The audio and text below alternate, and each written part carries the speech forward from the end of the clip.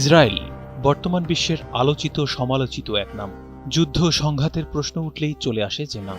গাজা ইস্যুতে দীর্ঘদিন ধরেই বিশ্বব্যাপী সমালোচনার কেন্দ্রে ইসরায়েল। ইরানে হামলার পর সমালোচনা আরও বেড়েছে। এতটা আগ্রাসী যে রাষ্ট্রের আচরণ, হামলা সংঘাতে বিশ্বের সবচেয়ে এগিয়ে যে দেশ, তার ভূখণ্ডের আয়তন কত? অনেক বেশি? মোটেও না।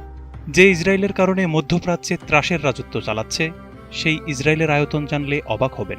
ইসরায়েলের অবস্থান এশিয়া মহাদেশে, আরও সুনির্দিষ্ট করে বললে মধ্যপ্রাচ্যে। ইসরায়েলের সঙ্গে গাজা উপত্যকার পূর্ব ও উত্তর দিকের সংযোগ থাকলেও সেখানে কঠোর চেকপোস্ট রয়েছে। মজার বিষয় হল, ইসরায়েলের আয়তন বাংলাদেশের চট্টগ্রাম কিংবা খুলনা বিভাগের চেয়েও ছোট।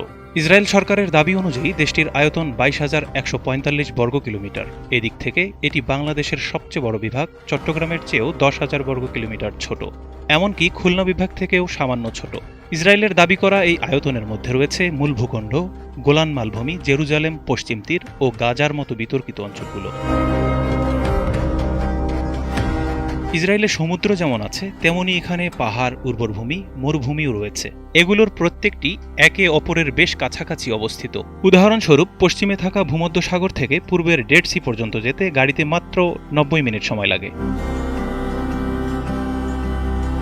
যুক্তরাষ্ট্রভিত্তিক গবেষণা সংস্থা ওয়ার্ল্ডোমিটারের তথ্য অনুযায়ী ইসরায়েলের মোট জনসংখ্যা 95,12,394 জন। প্রতি বর্গ কিলোমিটারে 450-রও কম মানুষ থাকে। ইসরায়েল একটি ইহুদি রাষ্ট্র হলেও সেখানে উল্লেখযোগ্য সংখ্যক অন্যান্য ধর্মের অনুসারীরাও বসবাস করেন। জনসংখ্যার বিচারে দেশটিতে ইহুদিদের পরেই রয়েছে ইসলাম ধর্মের মানুষ।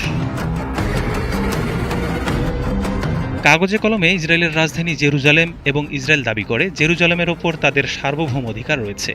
এ বিষয়ে 1980 সালে একটি আইনও পাশ করে তারা, যদিও অনেক দেশ জেরুজালেমকে আনুষ্ঠানিকভাবে ইসরায়েলের রাজধানী হিসেবে স্বীকৃতি দেয়নি। দেশটিতে প্রায় 80টি শহর রয়েছে, সেখানকার 90% মানুষ শহর এলাকায় থাকে।